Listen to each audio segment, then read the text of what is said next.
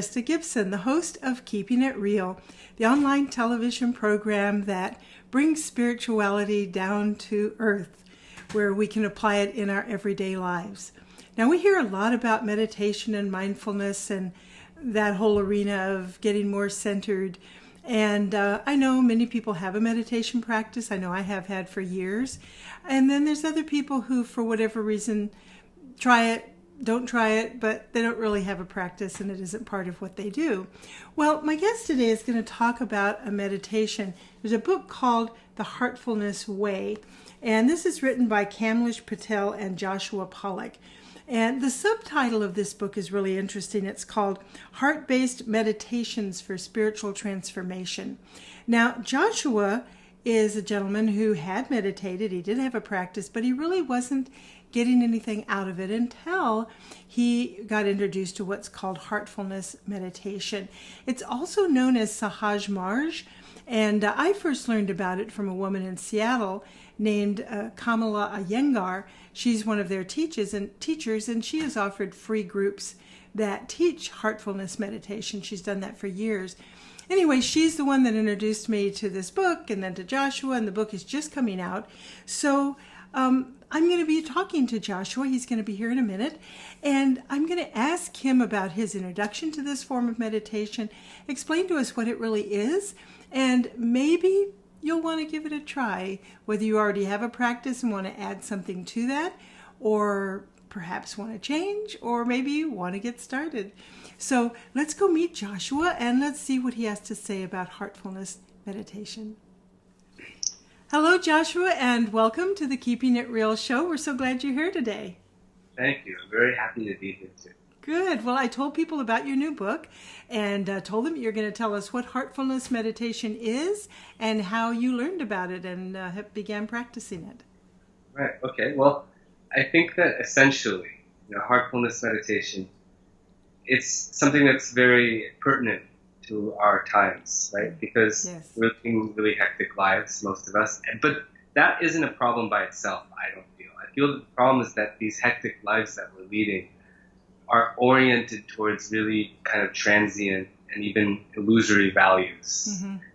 And so sometimes we go off on the wrong track.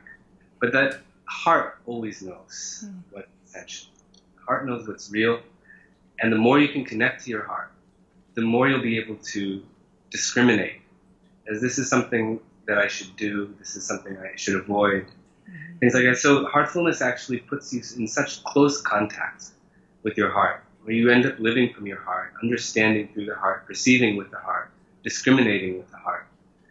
And then we can, align ourselves ever more closely with these universal values of the heart, which transcend all cultural values, limited values like that. Right. So that's, and heartfulness, I would say, it's a method also. It's a practice. It's a meditation practice. And it's a very simple practice that accomplishes that.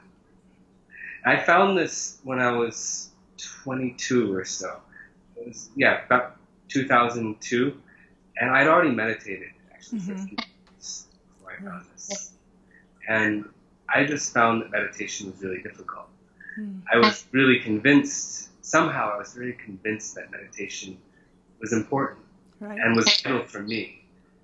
But, I had read so many books and, I was so convinced by so many things that I read, but the actual practice of it,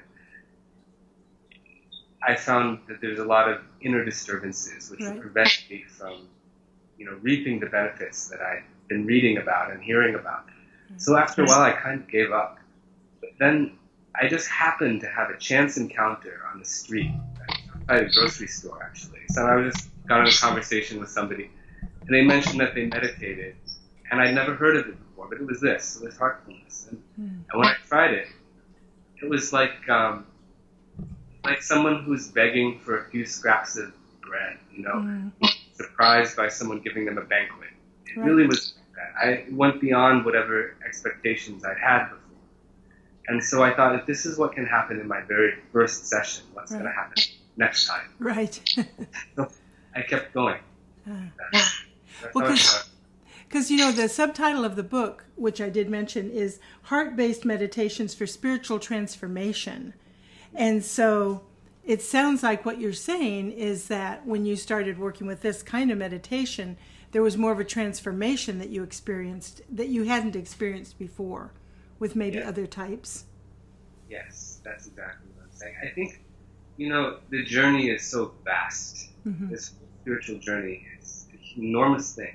And there's so many stages along the way. And I think if you want to have any hope of, dare I say, completing it, if that's even a valid way to put it, right, you have to move quickly, actually. You have to move at a certain rate. And, this was allowing me to experience some of these states of being, states of consciousness, and feelings that, I think maybe weren't, it took much longer time for other types of meditation that I was practicing. Mm-hmm. Would happen in 6 months, would happen in 5 minutes or something like wow. that. I felt like it was very much an accelerated approach. But the main thing is this, this transformation. I don't think that you can have what you call spiritual evolution if at the same time you're still retaining so many other qualities like jealousies and prejudices and biases and hatred, things like that. It's like a contradiction. Right. It's like trying to breathe and hold your breath at the same time. Can't do it. It can't work. Right. So you actually remove many things from yourself. And there's a technique for that. So it's not just meditation. You also have another technique called cleaning, yes, which actually removes so many of these tendencies and lightens us to such an extent. I was going to ask you about that because in the book you describe, the 3 aspects of this form of meditation, and one of them is the cleaning. And I think that's something that, you really don't hear about that so much with other meditations. So can you tell a little bit more about what that is and kind of how it works? Yeah, it's basically what is being cleaned. Now, we're not talking about some kind of ritual bathing or anything like that. This is an inner cleaning of one's subconscious. Mm-hmm. And what is being cleaned? Emotional residue, emotional memory. See, we have our memories, right? Mm-hmm. Now, there's the existential memory that such and such a thing happened. That's always going to be with me unless I forget about it, right? Mm-hmm. And that's important because that's how we learn. You need to retain the things that happened in the past. But the emotional memory that is associated with the incident, which I'm remembering, that tends to trip us up sometimes. In fact, a lot. You hold on to old emotions, and they stay with you even when they're not applicable in the present. And you end up seeing things and viewing the world through the lens, these colored lenses, you could say, of this old emotion, which doesn't actually apply right now. Right. So in a real sense, you end up living in the past, in the present moment. So this cleaning technique, what it is able to do is able to remove that old emotional content from your subconscious. And now you can have the possibility of viewing and responding to circumstances and people as they are, rather than through these filters, which amount to biases. Right.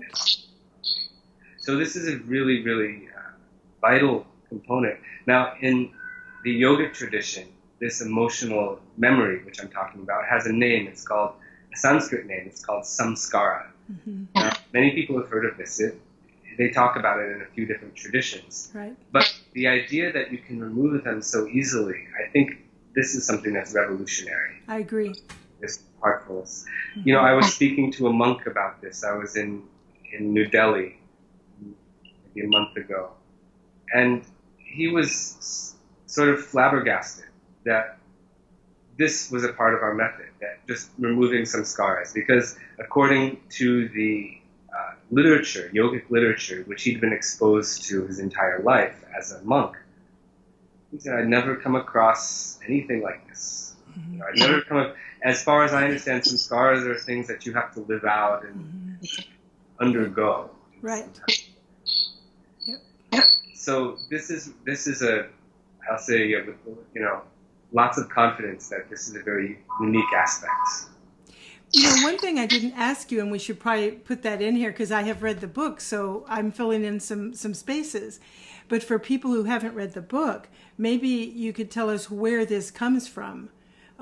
This form of meditation. It's not something that just dropped out of the sky last month. No. Yeah. It comes, it has roots. It has old roots. It's based on Patanjali's system. This is an old system. This is a system it was originally called Ashtanga Yoga, right? Ashtanga Yoga, nowadays people have other associations because that's the name of a system of physical exercises, yoga exercises. But this is a different thing.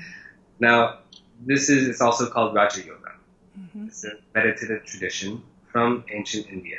But it is also, been modified to a certain extent for present day, where certain superfluous things have been removed and also some innovations have been made so that it really is suitable to us today who are not living in a forest, practicing meditation and doing nothing else. People who have families, people who have jobs.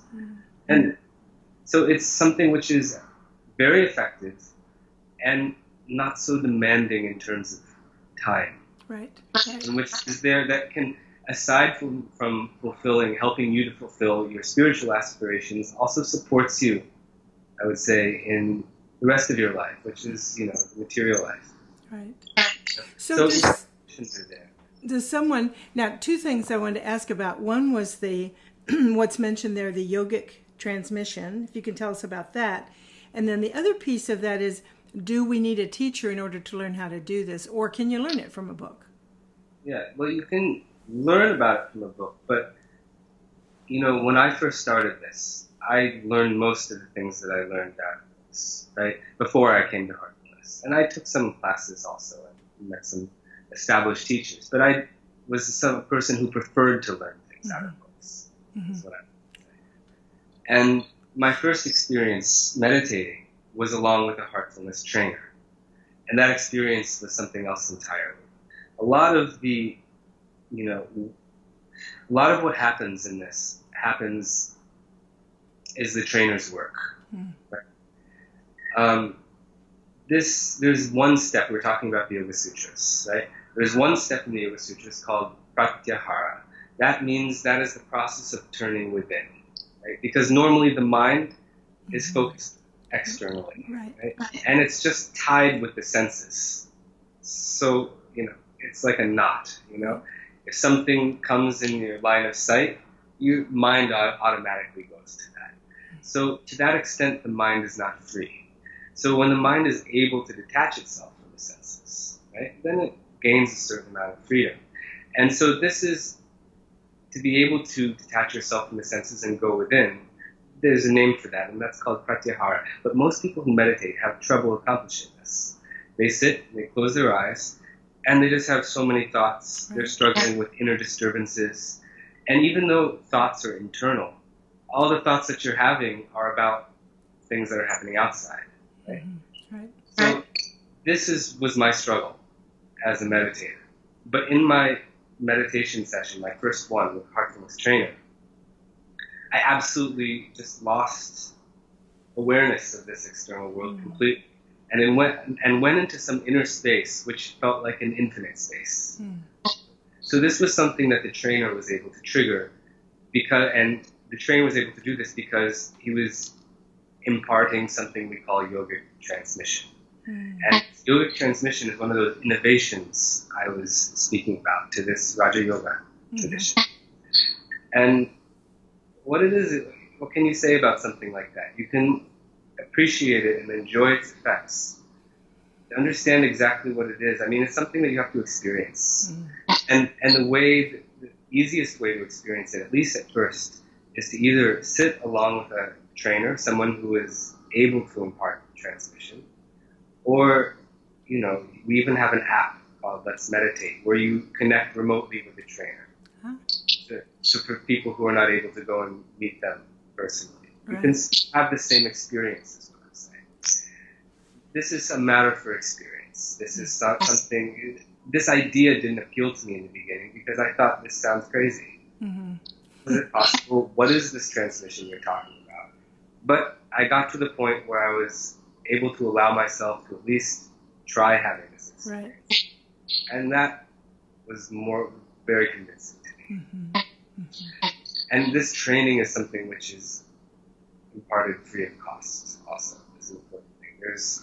We feel very strongly that there's no room for business in spirituality. Mm-hmm. In the sense that Daji says in the book now, and this is very important, I'm mentioning Daji for the first time. Yeah. He's co-author of this book. And in fact, he is my teacher. Mm-hmm. So this book is conversations between the two of us where I ask questions and he shares his experiences and wisdom. Right? So the whole book goes back and forth like question, answer, question, answer. So that's an important point that I wanted to make. Yeah, it's one of the things that makes the book so powerful is that it is this conversation basically between the two of you, and a lot of information is shared, but there's a lot of energy and emotion that comes along with it because you're actually having a conversation. It's cool. It was a good way to write the book. It just naturally happens. Yeah. I mean, he asked me to write a book, and I thought, why should I be doing it? He's there. Why should I write a book? So eventually we just started talking about what should go in the book, and these conversations became the book. Right. So he says something in this book, he gives one line, he says, God is not for sale. And he says, suppose you could sell or you could buy God, then if you could afford to purchase God, then why would you even need God? Right. So there's no fee. So that's good. That's a nice lead-in too. So if people do want to try this and they want to find a teacher or a group, how do they go about doing that? And then also, you're coming to Seattle, I believe. So let's kind of talk about that too. I mean, I'm on a book tour right. for the release of this book. I've already been to 22 cities in India. Wow. And now, as of today, I'm starting the U.S. tour. And that'll take me, to Seattle, to Portland. Looks like June 13th. Yes. I'll be in Seattle. And East-West Bookshop, I want to say, just so people know that. Yes. Yes. And we'll be having practical demonstrations of this meditation everywhere we go.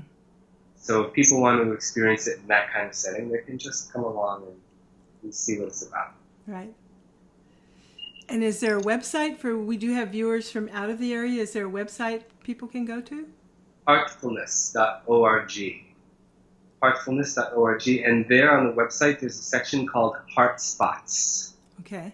Heart Spots. They show you all the different locations where our trainers are, or where we also sometimes meditate in groups. In different places, there are people who get together and they meditate together. Right. Locations are also given there. Yes, one of your trainers comes to we have a good company lunch, a networking lunch once a month in Seattle. And Kamala Iyengar? Yes. Yes, she comes to that, and she has shared numerous times with the group, about this, and she's the one that made me aware of the book and so on. So for people in Seattle, I know that there is a way that you can work with Kamala and perhaps other people as well. Yeah. So. Wonderful. Well, thank you for your time. We need to close now, but I really appreciate your time and sharing, and thank you so much for writing the book. I think that's going to get this out there in a much larger way than perhaps it was before. So we need it. Thank you so much. I'm really happy to meet you. You bet. Same and to your audience. And good luck to you. Thank you. What a delightful conversation that was. I just love learning about these different methods and modalities and getting to meet these wonderful people. So here's the book again called The Heartfulness Way, and that was Joshua Pollock. He's the co-author on here. So I do encourage you, if you feel drawn to this in any way, to check it out, go to the website, talk to one of the trainers. Like he said, all of their classes and everything are free, so cost is just not an issue. And if you're in Seattle and would like to meet Kamala sometime, she does come most of the time. We have our Good Company lunches at East-West Bookshop in Seattle on the fourth Tuesday of each month from 11:30 to 1. You can find out more about that at newspiritjournal.com. There's a tab that says Good Company, and we have one meeting in Seattle on the 4th Tuesday, and we have another one on the 3rd Tuesday in Monroe, Washington, and you can get that information there. So thank you very much for being with me today. I appreciate it greatly, and I hope that you continue to live a free-spirited and grounded and spiritual existence, and that you keep it real.